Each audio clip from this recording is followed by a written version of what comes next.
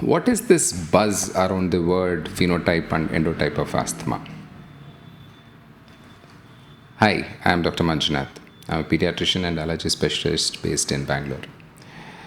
Depending on what type of phenotype you have, depending on what type of endotype you are based on, your asthma stratification changes, prognostication changes, medication changes.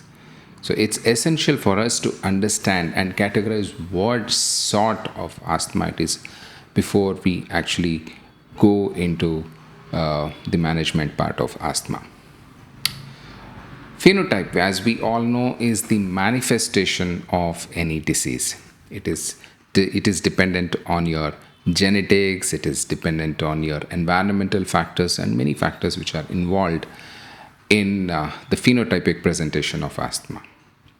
Endotype is a pathophysiological thing, or rather what sort of cellular or molecular changes you have, and that results in the phenotypic manifestation of asthma. Well, there are many types of phenotypes in asthma. You have T2 high asthmas, which are basically when the eosinophilic activity and the IgE activity are high. It is typically called as T2 high asthmas.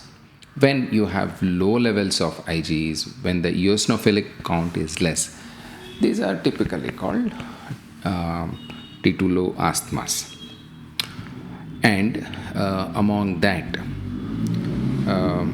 the pediatric ones are the archetypal T2 high asthmas.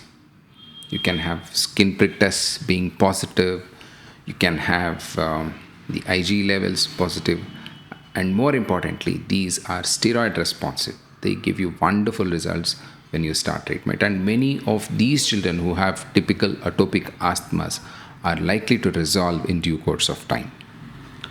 Whereas there is the late onset T2 high asthmas. You still have high eosinophilic count, but these ones are typically steroid resistant, and they can go on to have persistent airflow limitation in due course of time. They may also have high blood eosinophil levels. They may also have FeNO, that is fractional exhaled nitric oxide levels, being high. In many of those patients may also have FeNO being low or normal levels, but in any case, this is what the entire factor is.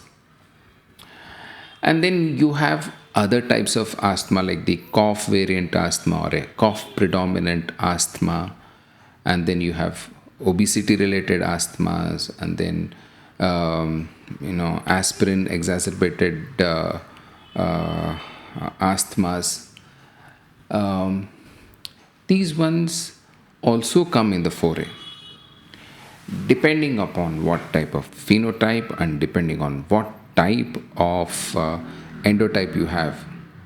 Your asthma management, especially the severe ones, are dependent on. For simple asthmas, which are likely to go for complete remission in due course of time, may not carry much significance when you are trying to treat that.